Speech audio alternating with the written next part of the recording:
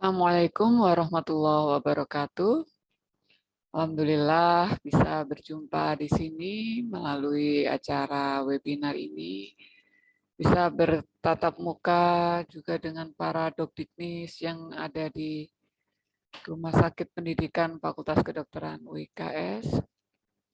Terima kasih saya sampaikan kepada Ibu Dekan beserta jajarannya yang telah memberikan kesempatan dan juga support yang luar biasa terhadap terlaksananya acara webinar yang diselenggarakan oleh Unit Penelitian Pengabdian Masyarakat dan Publikasi FKWKS.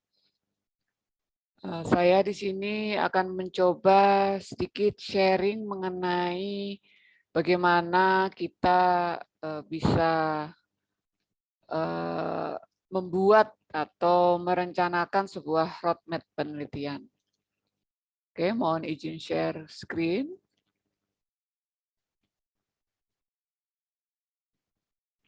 Ya. Ya, roadmap. Roadmap itu berarti peta jalan ya. Peta jalan sebuah penelitian. Suatu penelitian dan pengabdian masyarakat itu adalah suatu hal yang satu ya sebenarnya ya. Itu adalah suatu hal yang berkelanjutan di mana diawali dengan permasalahan di masyarakat. Kemudian dari situ kita bisa mengambil sebuah ide, topik untuk meneliti dengan perumusan sebuah proposal, kemudian dilakukan sebuah penelitian, dan hasil-hasil penelitiannya itu nantinya diharapkan bisa diaplikasikan dalam sebuah pengabdian pada masyarakat. Oke, di dalam seminar kali ini saya akan mencoba memberikan definisi apa itu state of the art, apa itu tahapan penelitian, fishbone, dan apa itu roadmap ya. Jadi kita tahu bedanya. State of the art yang mungkin kita pernah mendengar itu berbeda dengan roadmap ya. Dia fokus pada apa yang terbaru dari sebuah teori. Jadi dia lebih fokus ke teori yang ada. Biasanya di jurnal-jurnal itu akan ada itu di state of the art dari sebuah ilmu pengetahuan yang paling mutakhir ya. Di halaman awal jurnal biasanya. What is new? Ya, ini salah satu contoh state of the art ya. Jadi kita tidak melihat suatu peta jalan sebuah penelitian, namun hanya sebuah kerangka-kerangka teori. Dan tahapan penelitian, ya ini berbeda juga. Tahapan penelitian adalah alur kerja penelitian. Semisal seperti ini, ya. Saya ambil contoh dari apa yang saya lakukan di kelompok studi FKWKS. Jadi sebuah teamwork awalnya akan merumuskan sebuah proposal penelitian. Proposal ini adalah suatu grand proposal ya, suatu proyek yang besar ya, bukan proposal kecil ya. Ini adalah sebuah proyek proposal yang akan diawali dengan cara mengkolek data, mengumpulkan data dan sampel dari mana saja, dari berbagai macam sumber data. Nah, di sini kita sebutkan sumber datanya itu antara lain dari data sekunder pasien kanker payudara, ini kebetulan kanker payudara ya. Kemudian dari DNA pasien yang diambil dari sampel darahnya, kemudian dari RNA-nya dan sel yang bisa diambil dari jaringan tumor atau kankernya, yang kemudian kita juga bisa mengambil sampel dari jaringan tumornya yang sudah dibuat dalam bentuk tisu blok. Namun kita juga tidak melupakan bahwa kita bisa memanfaatkan dari studi yang sudah pernah dilakukan. Jadi studi-studi literatur yang sudah ada, untuk kemudian secara kontinu proses ini berlanjut. Dan kemudian penelitian itu dilakukan baik secara epidemiologi, eksperimental, clinical trial kah, atau sebuah systematic review untuk kemudian bisa dipublikasikan. Nah, ini salah satu contoh tahapan penelitian. Jadi nanti kita akan melihat bedanya dengan roadmap. Okay? Kalau fishbone, nah ini fishbone. Pasti kita semua sudah sering dengar ya fishbone penelitian. Sebenarnya asal dari sebuah definisi fishbone ini dari seorang dokter Kaoru Ishikawa dari Jepang ya. Beliau memperkenalkan sebuah diagram yang disebut cause and effect diagram. Jadi diagram penyebab dan efeknya. Jadi karena diagramnya seperti tulang ikan, makanya kita sebut sebagai fishbone atau juga dinamakan Ishikawa diagram. Jadi fishbone ini lebih ke arah bagaimana kita bisa mengidentifikasi kemungkinan penyebab masalahnya. Ya, seperti ini. Contoh dari fishbone itu, ya ini dari Ishikawa diagram. Ada penyebab, misal ini contoh saya contohkan di sini adalah stunting ya. Penyebab stunting itu bermacam-macam. Kita buat penyebab-penyebabnya ya di duri-durinya ini. Bisa karena genetik, lingkungan, malnutrisi, mungkin nutrisi ibu yang kurang dan lain-lain. Nah, selain dari penyebabnya yang yang utama, pasti juga ada penyebab-penyebab yang cabang-cabangnya istilahnya ya. Misalkan penyebab genetik itu apa saja? Oh, mungkin ibu sama ayahnya pendek. Oh, mungkin ada kelainan genetik khusus yang menyebabkan tumbuh kembangnya dia terganggu.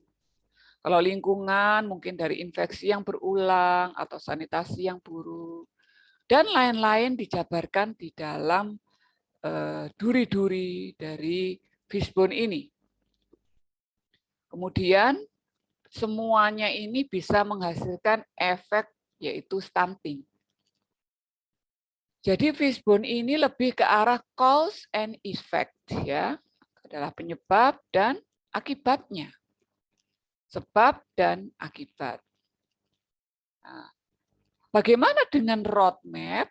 Ya. Roadmap adalah sebuah peta jalan. Ya.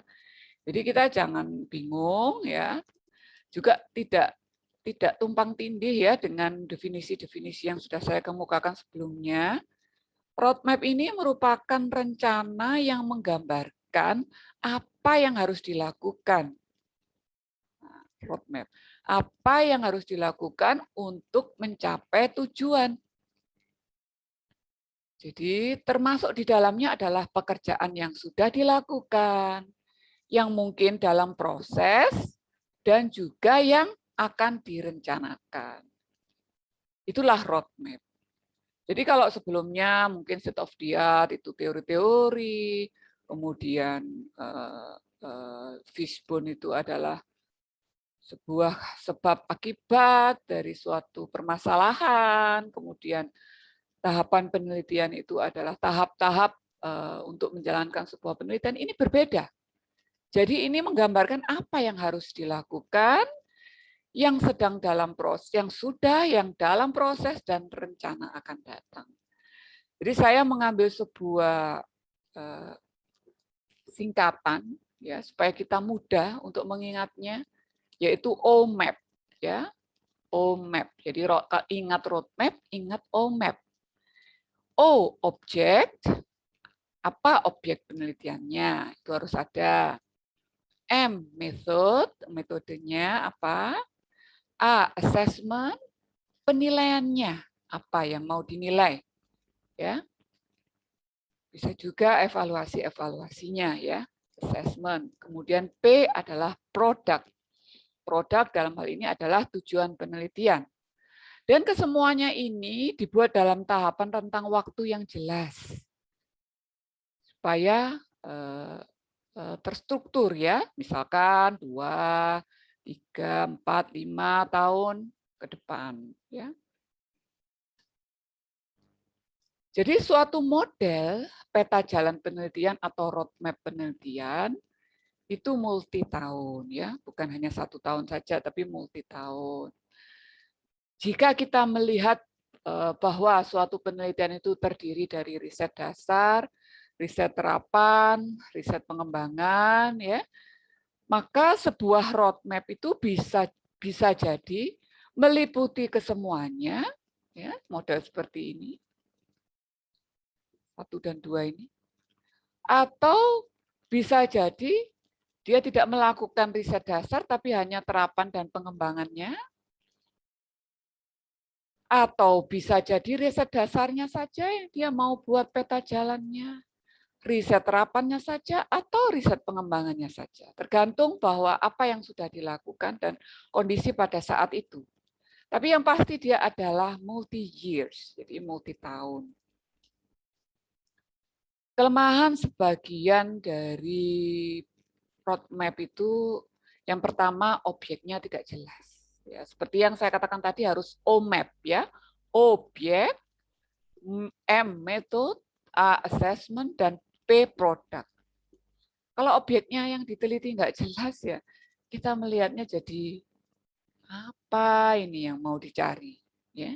Kemudian tidak menampilkan adanya metode atau parameter yang mau dilakukan seperti apa. Tidak jelas lagi tujuannya apa. Hanya menyajikan penelitian yang sedang diajukan, kebetulan mungkin dia lagi ngajukan proposal ya, sedang dilakukan itu saja yang sedang diajukan. Jadi dia tidak visioner ke arah depan mau apa ke depannya. Atau mungkin yang sudah-sudah saja, atau mungkin hanya menyajikan sejarah penelitian orang lain. Nah, ini kelemahan roadmap yang dibuat ya. Roadmap itu harus menggambarkan visi misi kita, sebuah dari topik-topik penelitian kita. Bentuknya bagaimana? Sebenarnya tidak ada bentuk standar dari roadmap itu. Bisa dibuat seperti tulang ikan seperti tadi ya, fishbone. Maka dari itu memang fishbone ini terkenal ya, memang mudah untuk diaplikasikan dalam sebuah roadmap, monggo, atau mungkin dalam bentuk bulat-bulat seperti model-model roadmap yang pada slide saya sebelumnya. Ya. Bagaimana durasinya? Tidak ada batasan dan tidak harus lama, tergantung visinya, tujuannya apa. Tapi memang multi years ya disarankan. Sampai kemudian mungkin ada pemanfaatan yang lebih luas dari masyarakat. Nah, ini contoh sebuah ini kerangka ikan ya, tapi ini bukan fishbone ya. Sebenarnya ini adalah sebuah roadmap. Ya. Kalau fishbone seperti tadi ya diperkenalkan sebagai sebab akibat. Kalau ini lebih ke arah peta jalan penelitian. Jadi ada objeknya apa, letakkan di sini. Misalkan kita mau objeknya adalah penyakit diabetes, atau mau meneliti tentang lidah buaya, mau meneliti tentang virus, bakteri, atau meneliti tentang mahasiswa. Itu jelas objeknya ditaruh sini apa. Metodenya apa? Ya, kita mau metode penelitian apa? Ini mungkin metode-metode lab-nya atau metode penelitiannya apa, ya. Nanti macam-macam metode penelitian akan saya sampaikan di topik selanjutnya.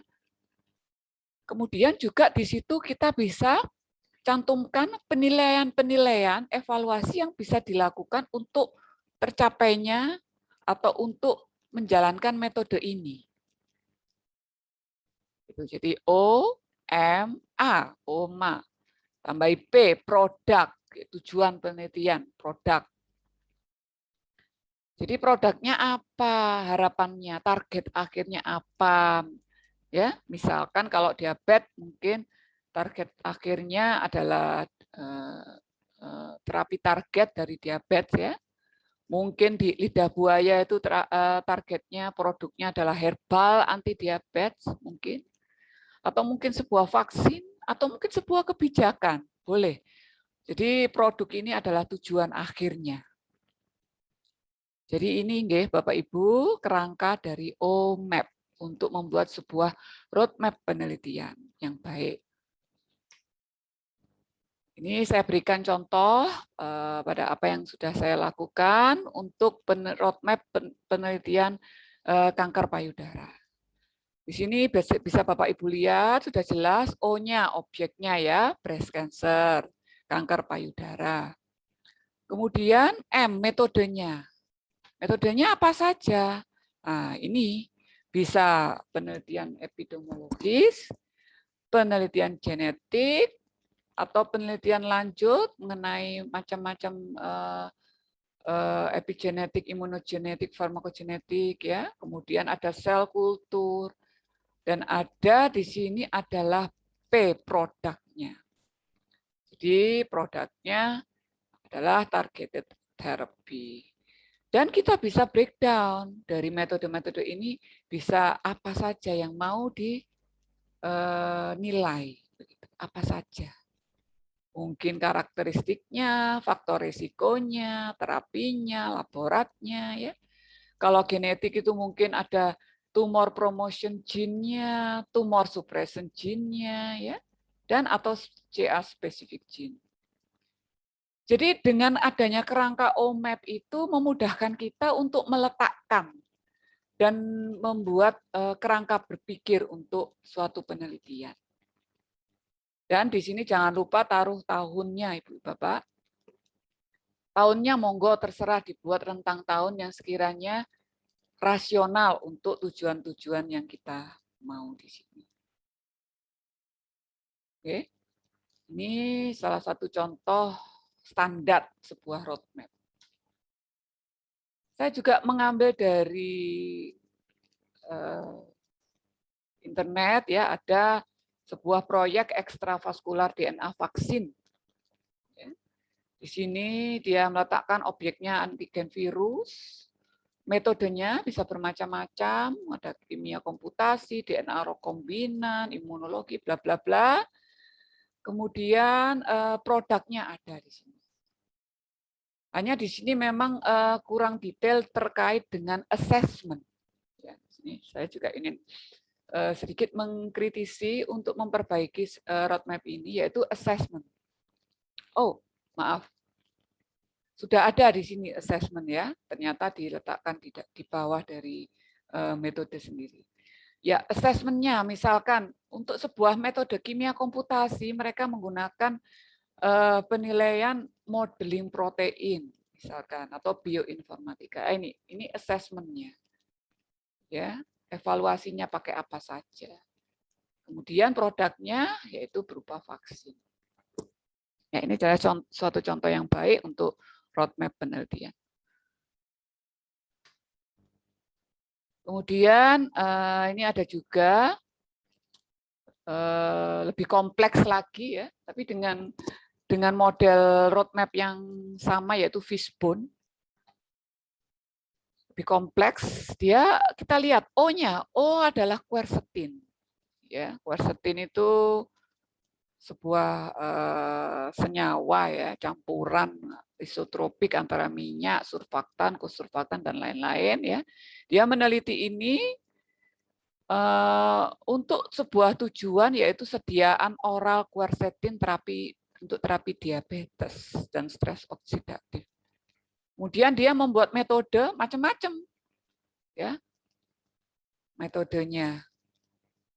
Kita lihat di sini ada metode, ada assessment, ada tahun. Ya, ini sudah cukup baik ya, luar biasa dengan assessment dan evaluasi yang detail di dalamnya. Kemudian yang penting kita perhatikan juga bahwa roadmap yang kita buat dalam sebuah institusi itu perlu disesuaikan dengan renstra dari institusi tersebut. Oke. Kalau kita misalkan di FKWKS, apa sih renstra FKWKS? Bicara apa di situ? Riset unggulannya yang mau diangkat apa? Nah, sehingga kita di situ bisa kemudian mengambil topik penelitian dan membuat roadmap penelitian sesuai renstra. Nah, kalau misalkan sebuah institusi, tentu saja roadmap penelitiannya tidak bisa detail ya, seperti sebuah roadmap penelitian suatu kelompok studi ya. Di sini lebih menggambarkan biasanya bahwa suatu penelitian diawali dengan penelitian dasar, kemudian implementasinya, kemudian produk dan marketingnya. Oke. Ini juga salah satu contoh roadmap penelitian sebuah institusi ya. Ini beda ya, sebuah institusi, bukan sebuah kelompok studi. Misalkan saya menyajikan ini karena saya tahu mungkin di antara Bapak dan Ibu ada yang mewakili sebuah institusi dan memang harus membuat sebuah roadmap institusi. Oke, itu dimungkinkan. Namun di sini tetap harus ada objek ya, objeknya dan juga produknya apa. Produknya di sini adalah dalam hal ini karena sebuah institusi jadi haki atau optimalisasi produk. Mana objek itu apa? Objek itu adalah topik yang mau diangkat, topik utama. Riset unggulan yang mau diangkat itu apa? Ini misalkan dari Departemen Ilmu Gizi Undip mengangkat sindrom metabolik sebagai riset unggulannya. Sindrom metabolik. Kemudian dilakukan sebuah metode yang pertama dengan screening overweight dan obesitas. Kemudian metodenya juga melihat faktor-faktor risiko dan intervensinya. Dan di sini tetap ada asesmennya apa saja. Jadi tetap Ibu Bapak, OMAP jangan lupa. Objek, metode, assessment, dan produknya. Itu akan membuat kita yang membaca roadmap itu lebih jelas. Oke, di sini juga mungkin ada Bapak Ibu yang terlibat dalam sebuah roadmap pembelajaran, bukan penelitian praktis dengan pasien atau laboratoris, tapi mungkin roadmap pembelajaran dan asesmen pembelajaran. Ya bisa jadi kita lakukan sebuah roadmap dengan tujuan misalkan apa maunya. Oh ya, ini salah satu contoh ya, ini saya ambil dari internet juga. Contoh, misalkan kita mau membuat sistem blended learning untuk sebuah siswa ini kemungkinan besar memang siswa bukan mahasiswa tapi untuk siswa murid SMA ya, SMP SMA. Jadi di sini tujuannya jelas, kemudian perlu di sini ditambahkan objeknya apa ya? Apakah objeknya di sini adalah kurikulumnya atau sistem pembelajarannya atau murid-muridnya? Kita tidak tahu apa yang menjadi dasar objek dari penelitian yang ke depannya ya. Jadi tetap ada metode yang mau diteliti apa saja dan asesmennya, evaluasi yang mau dilakukan apa saja untuk sebuah sistem belajar mengajar yang efektif dan efisien. Mungkin di sini ada dari kelompok asesmen pendidikan ya, bisa jadi menginginkan sebuah sistem pembelajaran online yang baik untuk mahasiswa, misal ya ingin meneliti, boleh. Nah, dibuat tujuannya, objeknya apa, apakah sistemnya, pembelajarannya, apakah kurikulumnya, apakah kebijakannya. Jadi dicari mana yang mau diprioritaskan, gitu, okay? Ini salah satu contoh roadmap, tapi bukan untuk penelitian. Oke.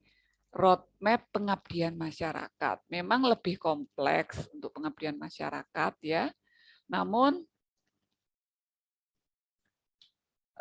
saya pikir bisa jadi rata-rata sama antara kelompok satu dengan lainnya ya, karena kita lihat di sini bahwa sebuah roadmap pengabdian masyarakat itu yang diteliti bisa jadi SDM-nya, subjeknya apa, subjek Penmas, ya, FDM ini SDM yang melakukan Pengmas, subjek Pengmas berarti masyarakatnya, mungkin hasil-hasil risetnya yang mau dipengmaskan, kemudian mungkin mau juga dibuat evaluasi mengenai fasilitas dari Pengmas sendiri, lokasinya, mitra kerjanya ya.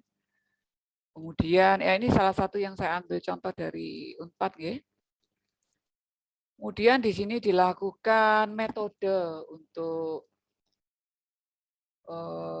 melakukan Pengmas. Bisa Pengmas individu, fakultas, multidisiplin, transdisiplin. Ya. Boleh seperti ini dicontoh. Skemanya bisa kompetitif, integratif, mandiri, regional, bla bla bla ya. Kemudian ada assessment, ya, ini metode-metode ada assessment. Assessment-nya antara lain ini, yang mau dilihat modelnya, PPM-nya, penemuan-penemuan apa saja, jumlah kerjasamanya, buku ajarnya yang diciptakan ya, ini assessment-nya.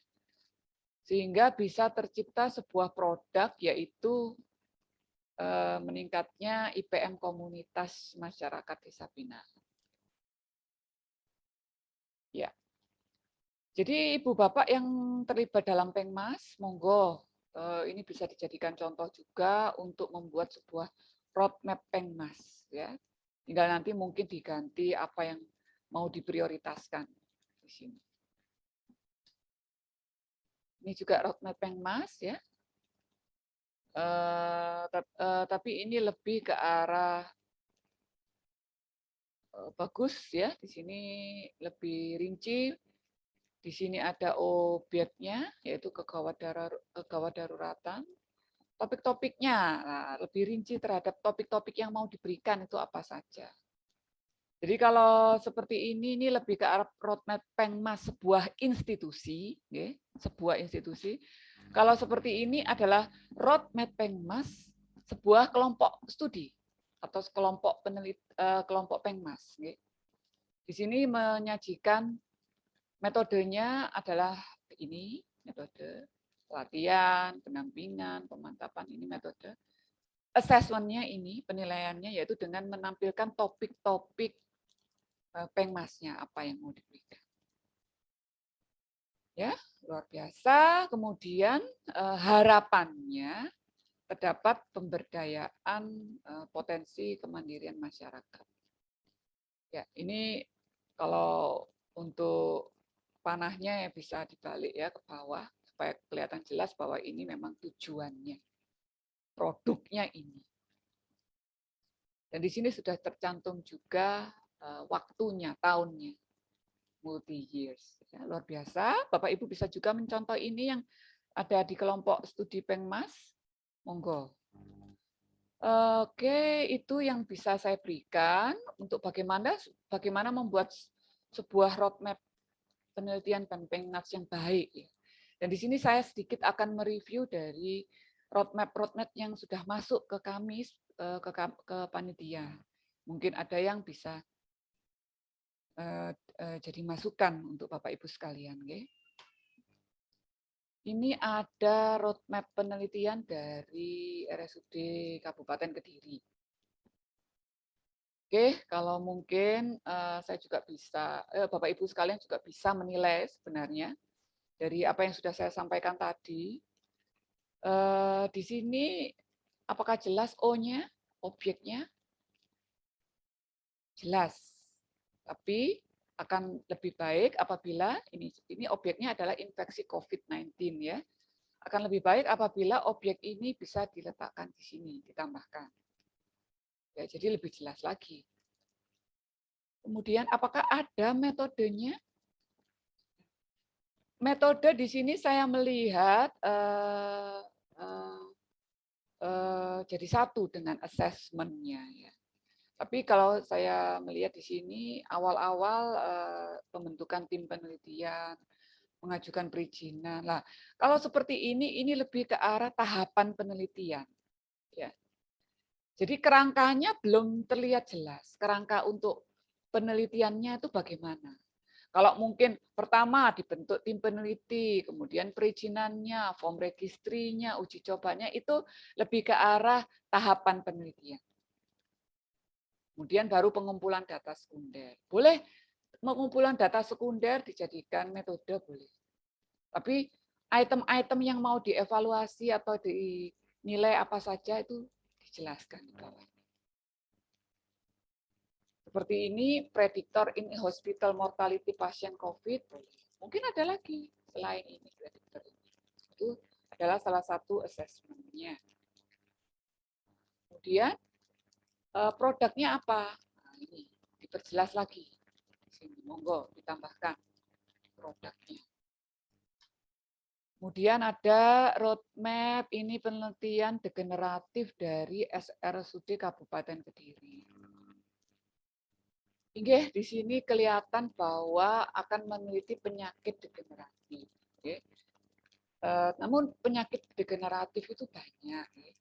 Monggo diputuskan, diprioritaskan mana yang akan dijadikan sebagai riset unggulan. Nah, kalau saya melihat dari apa yang tertulis di sini, tercantum di sini sindroma koroner akut, ya, koroner akut, acute coronary syndrome (ACS). Boleh di sini disebut di sini riset unggulannya ACS nih, cantumkan supaya jelas nih. Kemudian untuk meneliti ACS itu apa saja yang mau diteliti? Mungkin epidemiologinya dulu kah?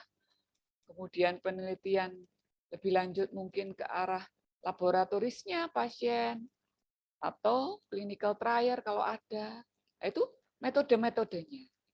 Nah, penilaiannya apa saja? Lah itu dijelaskan. Yang mau dikerjakan. Sama seperti komentar saya sebelumnya, ini lebih ke arah tahapan penelitian. Okay?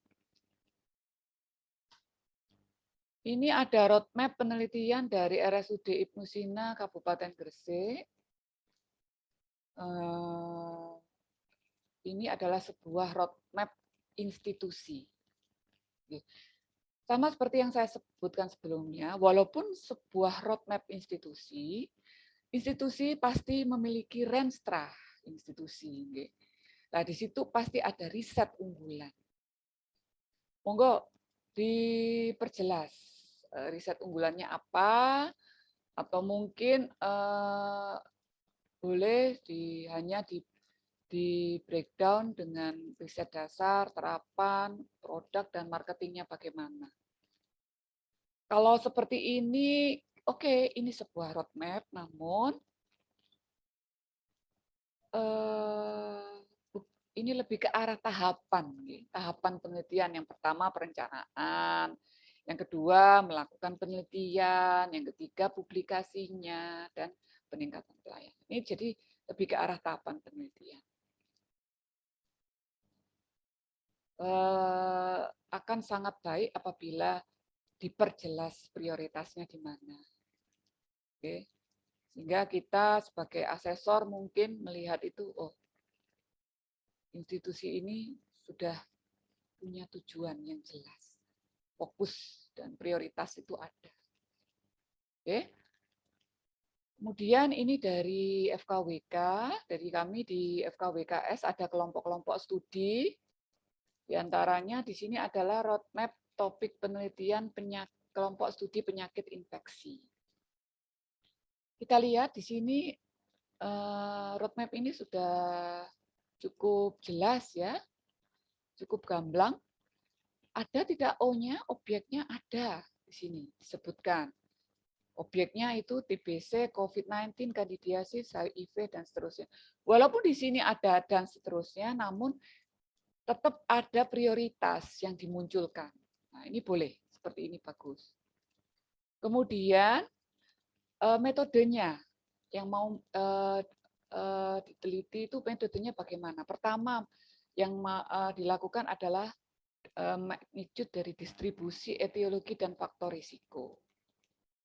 Itu dulu difokuskan di situ dulu. Kemudian mungkin modalitas terapinya apa. Kemudian modalitas monitoringnya apa. Dan di breakdown dengan assessment atau topik-topik penilaian penelitian yang ditaruh di sini. Sangat bagus. Kemudian produknya apa? Produknya adalah harapannya, tujuannya, selain prevalensi penyakit infeksi menurun, juga ada luaran di sini, yaitu jurnal internasional bereputasi, terakreditasi, jurnal, SAKI, proceeding seminar. Ya, ini umum, namun ini boleh dicantumkan di sebuah roadmap seperti ini. Oke, ini cukup baik. Ini ada tahunnya juga. Kemudian di sini ada roadmap dari kelompok peneliti tumbuh kembang, FKWK. Oke, saya lihat di sini tumbuh kembang itu bisa karena genetik, multifaktor, atau non-genetik. Genetik itu sendiri bisa karena kromosom, gen, epigenetik, bla bla bla. Jadi kalau saya melihat diagram ini lebih ke arah apa Ibu, Bapak, state of the art ya. Adalah teori-teori yang berkembang saat ini. Ini state of the art. Tidak mencerminkan sebuah roadmap ya. Nanti bisa monggo sedikit ditambahkan di sini tumbuh kembang mau meneliti apa prioritasnya. Ya. Kemudian metode untuk penelitiannya bagaimana. Mungkin metodenya bisa dimasukkan di sini penelitian yang terkait genetik dulu didahulukan mungkin, atau non genetik dulu didahulukan, monggo. Multifaktor itu mau diteliti juga. Kemudian dari genetik, multifaktor, dan non genetik penilaiannya apa saja. Nah, ini boleh. Nah, ini lebih di breakdown lagi assessment-nya atau evaluasinya seperti apa. Itu akan jauh lebih baik. Oke. Dan juga tujuan, ya. Tujuannya. Harapannya apa? Produknya nanti di sini apa? Juga tahunnya. Jadi ada kerangka waktu supaya kita itu jelas targetnya. Kemudian ini ada roadmap dari imunologi, kelompok imunologi FKWK.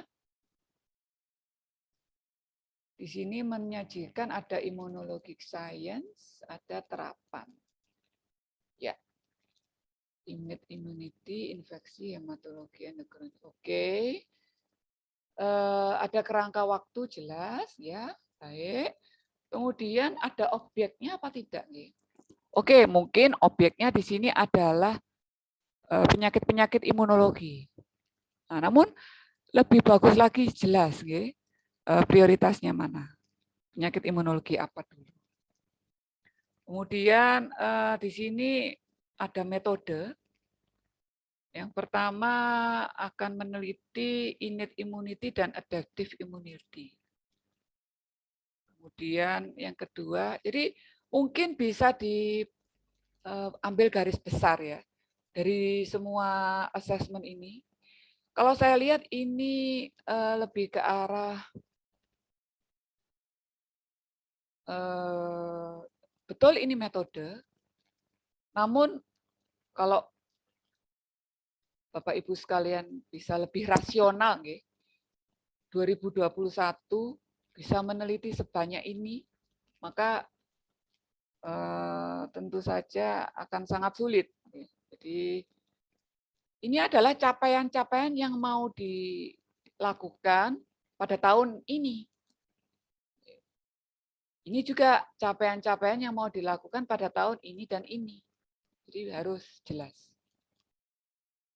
Ya, mungkin boleh lebih spesifik lagi sebenarnya untuk lebih jelas prioritasnya di mana. Dan outputnya apa, monggo bisa ditambahkan yang mau diinginkan awal. Karena kita boleh membuat sebuah roadmap ini beberapa tahap. Untuk sekarang ini kita buat roadmap 5 tahun pertama mungkin. Nah, tujuan dalam 5 tahun pertama ini apa dulu? Boleh. Jadi tidak terlalu jauh, tidak terlalu panjang. Kalau terlalu jauh nanti semua bisa dimasukkan di sini. Jadi nanti setelah 5 tahun awal itu selesai, 5 tahun berikutnya bisa membuat atau merevisi lagi roadmap-nya. Sehingga mungkin yang awalnya mungkin lebih ke arah imunoinfeksi dalam 3 tahun pertama, 3 tahun kedua imunohematologi, mungkin 3 tahun ketiga imunoendokrinologi. Monggo diprioritaskan 2 tahun, 1 tahun apa 3 tahun, tapi jelas ya. Kalau seperti ini mungkin terlihat kurang rasional ya dalam 1 tahun meneliti sebanyak ini. Bisa kalau misalkan kelompok studinya itu besar dan biaya proyeknya banyak, memang bisa. Namun monggo lebih rasional dibuat sehingga roadmap itu akan tampil lebih baik. Ini adalah roadmap dari kesehatan dan keselamatan kerja di manajemen K3. Objeknya, kalau kita lihat ini objeknya adalah manajemen K3, nih. Kesehatan dan keselamatan kerja. Namun metode yang mau diterapkan itu gimana? Oh, ini ada. Yang pertama, penetapan kebijakan K3. Kemudian perencanaan penerapan. Nah, boleh, ini jadikan metode boleh. Jadikan metode, tapi untuk mencapai setiap metode ini evaluasi atau penilaiannya apa? Nah, itu diperjelas lagi. Kemudian yang belum ada adalah produknya. Ini sebuah fishbone diagram kelompok peneliti degeneratif. Oke, kalau tadi sudah saya sampaikan, fishbone itu sebenarnya adalah sebab akibat nih. Namun boleh kalau misalkan ini kita memang salah kaprah ya, kita menganggap fishbone itu sama dengan roadmap. Monggo nggak apa-apa sih, ini hanya istilah saja. Namun yang dimaksud yang biasanya di dalam sebuah proposal penelitian itu adalah yang diinginkan adalah sebuah roadmap ya. Bukan sebuah sebab akibat. Nah, ini saya katakan ini adalah roadmap kelompok peneliti penyakit-penyakit degeneratif. Ya. Objeknya apa? Objeknya kita bisa lihat di sini ada di sini. Jantung koroner, stroke, hipertensi primer, diabetes, osteoporosis. Kemudian metodenya sudah sangat baik di sini. Dikembangkan pemetaan dulu, genomiknya dan polimorfismenya. Kemudian metodenya meneliti berbagai suku bangsa di Indonesia. Kemudian ada profil ekspresi gennya. Jadi ini semua terlihat arah penelitiannya adalah genetik semuanya.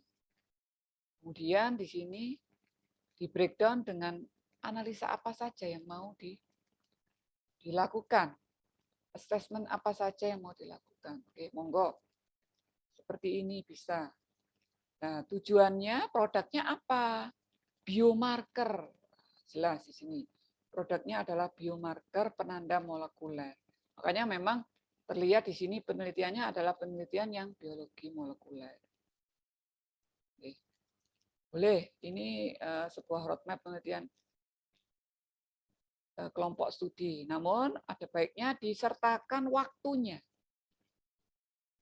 Waktunya akan dicapai berapa lama. Oke. Sehingga kita jelas. oh ini targetnya bukan untuk 30 tahun ke depan, namun ini untuk 5 tahun misalkan. Misalnya. Oke, saya rasa itu saja yang bisa saya sampaikan. Semoga sedikit memberi pencerahan untuk kita semua yang akan membuat roadmap penelitian, akan membuat roadmap institusi ataupun mandiri, monggo dengan kerangka OMAP yang sudah saya jabarkan tadi, semoga bisa membantu Bapak Ibu sekalian untuk membuat roadmap penelitian yang lebih baik. Matur nuwun. Terima kasih atas perhatiannya. Assalamualaikum warahmatullahi wabarakatuh.